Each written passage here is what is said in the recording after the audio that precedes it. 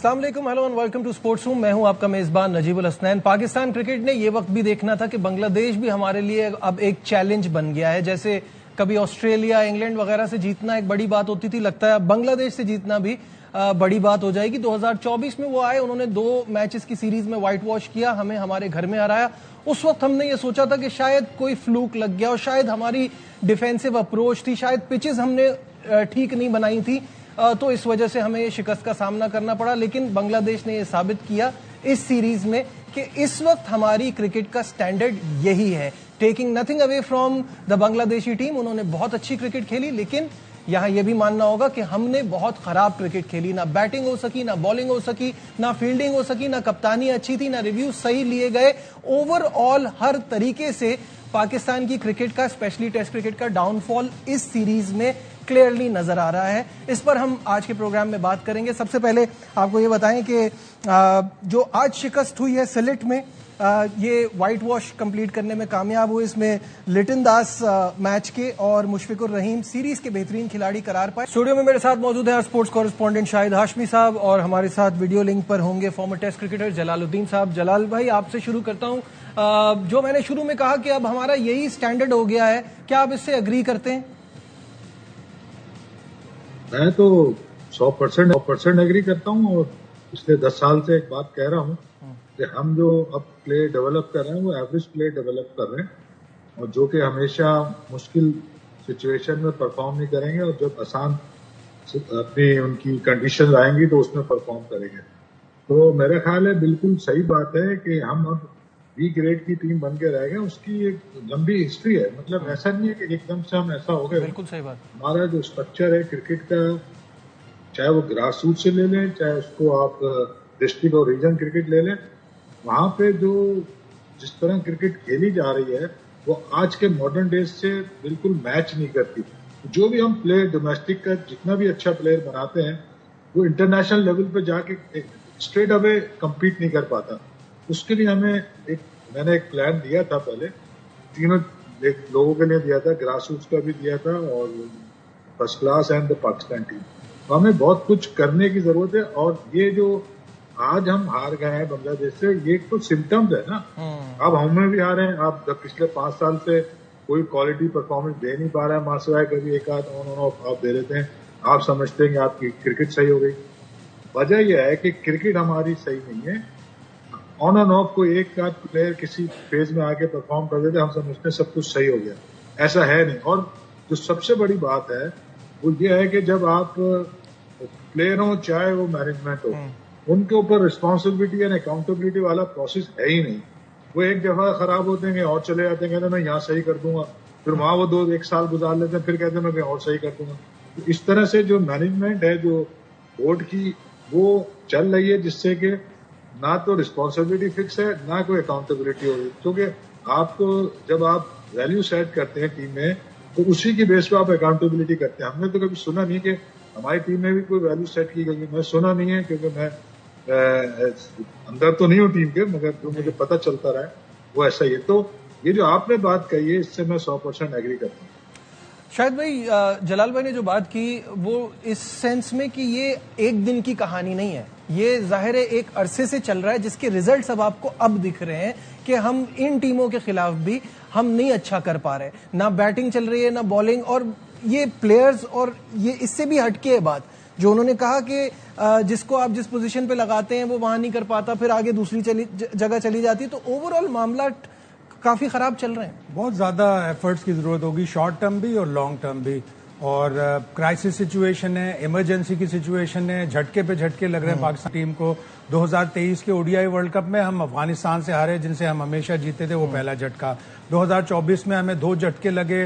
पहला झटका लगा हमें जून में, जब हम यूएसए से हार गए T20 वर्ल्ड कप में। उसी साल अगस्त में हमें बांग्लादेश 2-0 हरा दिया, दूसरा झटका लगा। 2025 में हमें चैंपियंस ट्रॉफी के पहले राउंड में हमें बिना मैच जीते लग गया। और 2025 के शुरू में ही हमें वेस्ट इंडीज ने हमारी ही टैबलेट खिलाई हमें, जो हम स्पिन पंखे उनके लगा के कर रहे थे। दूसरा टेस्ट उन्होंने हमें हरा दिया। 2026 में हम T20 वर्ल्ड कप में सुपर 8 में पहुंचे, तो लेकिन जिस तरह हम पहुंचे वो भी हमें पता है कि किस तरह पहुंचे, और वहां से भी हम वापस आ गए, सेमीफाइनल में भी नहीं पहुंचे। आईसीसी इवेंट हो, होम सीरीज हो, अवे सीरीज हो, हमें झटके पे झटके लग रहे हैं और अबे हमें एड्रेस करने के लिए बहुत ज्यादा एफर्ट करनी पड़ेगी। बहुत ज्यादा लोगों को, अब जलाल भाई चूंकि हमारे साथ हैं इसलिए नहीं कह रहा, वाइजेस्ट मैन जिनको पता है कि ग्रास रूट से किस तरह इंप्रूवमेंट लानी है, ऐसे लोगों को ग्रास रूट पे लगाएं। छोटे बच्चों से लेके अगर आप अब आपने क्रिकेट के प्रॉब्लम्स एड्रेस नहीं किए तो पूरी दुनिया आगे निकल जाएगी और आप 10वें नंबर से भी बाहर चले जाएंगे। बिल्कुल ऐसा ही है। मुझे तो जलाल भाई इस बात पे हैरत होती है कि मैं अक्सर सुन रहा होता हूं कि इस WTC के साइकिल में हम अच्छा करेंगे, हम फाइनल में जाएंगे। कैसे? क्योंकि ये कोई जादू की छड़ी तो है नहीं जो चला देंगे तो आप फाइनल में चले जाएंगे। इस वक्त आप अपने बैटर्स को देखिए, लगता है कि वो अब 50, 60, 70 से ऊपर जाने का सोचते ही नहीं है।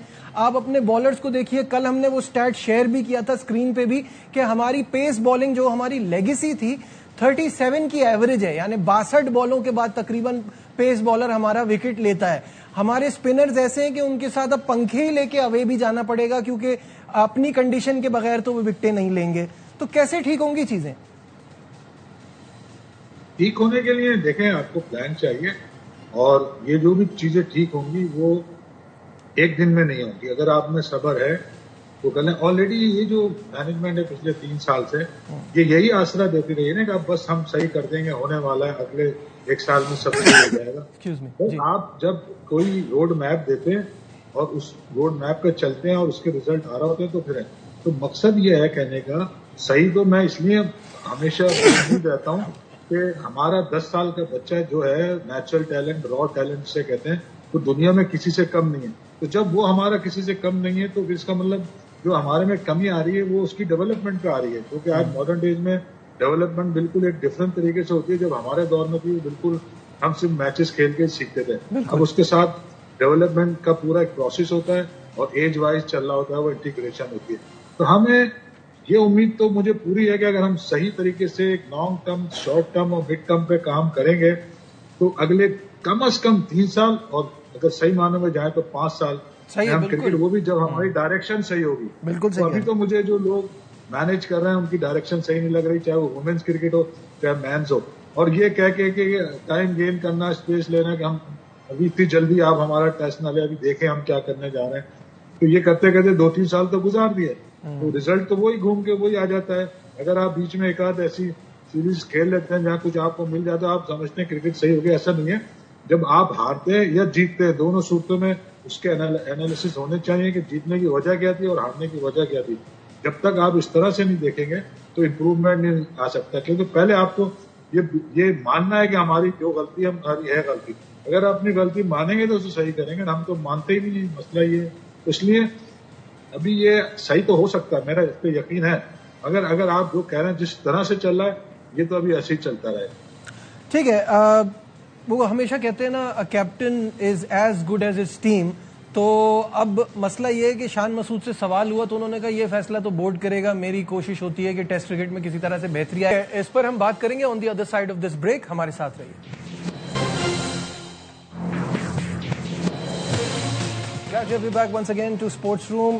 शाहिद भाई ये बताइएगा कि अभी हमने शान का आपको प्रेस कॉन्फ्रेंस का भी वो क्लिप दिखाया जिसमें वो कह रहे हैं कि कप्तान नहीं भी हूं किसी और रोल में, बट कप्तानी ऑब्वियसली खराब भी हुई और रिजल्ट्स भी बता रहे हैं कि अब आपको आगे बढ़ना पड़ेगा। आप क्या सोचते हैं? ये कप्तान उसी वक्त इंस्पायर करता है अपने प्लेयर्स को जब वो खुद परफॉर्म कर रहा हो। शान के लिए बैड लक ये रही कि उसका जो रन्स का कॉलम है उसमें वो कंसिस्टेंसी नजर नहीं आई। ऑस्ट्रेलिया में उसने बहुत अच्छी कप्तानी की, वहां हमने कैचेस छोड़े, वहां पे भी हमें बॉलिंग का एक प्रॉब्लम था, क्रूशल कैचेस छोड़े। और ऑल्दो पाकिस्तान 3-0 हारा, लेकिन हफीज की कोचिंग की और शान की कप्तानी की पूरे ऑस्ट्रेलिया ने तारीफ की कि नहीं, ये पहली दफा ऐसी एक टीम लग रही है, उसको 3-0 हारना अनजस्टिफाइड था। उनको कम से कम 1 टेस्ट या 2 टेस्ट जीतने चाहिए थे। लेकिन फिर ग्रेजुअली उसमें खराबी आती गई, उसका खुद के रन्स भी नहीं बनना शुरू हुए और बार बार वो बताता रहा प्रेस कॉन्फ्रेंस में आके कि ये हम गलतियां कर रहे हैं, लेकिन वो गलतियां एड्रेस नहीं हुई। वो किसका प्रॉब्लम है? वो कप्तान का भी है, वो प्लेयर्स का भी है, वो हेड कोचेस का भी है। और फिर पहले टेस्ट मैच में आप हार गए, आपने 8 पॉइंट लूज कर लिए स्लो ओवर रेट पे। ये तो कप्तान की जिम्मेदारी है। मैंने पता किया तो बताया कि उस्मान हाशमी, इसलिए नहीं कि वो हाशमी है बल्कि वो अच्छा एनालिस्ट है, उसने बार बार हर सेशन पे बताया कि आप इतने ओवर्स पीछे हैं, आप इतने ओवर्स पीछे हैं। तो 1 नहीं 2 नहीं 8 ओवर्स पीछे। और अब उसने एक हिंट तो दिया है कि अगर मुझे कप्तान नहीं रखा, जो कि नहीं रखेंगे, मेरी इत्तलात है कि सलमान आगा को टेस्ट का कप्तान बनाया जाएगा और वेस्ट इंडीज के लिए सलमान आगा ही टेस्ट के कप्तान होंगे।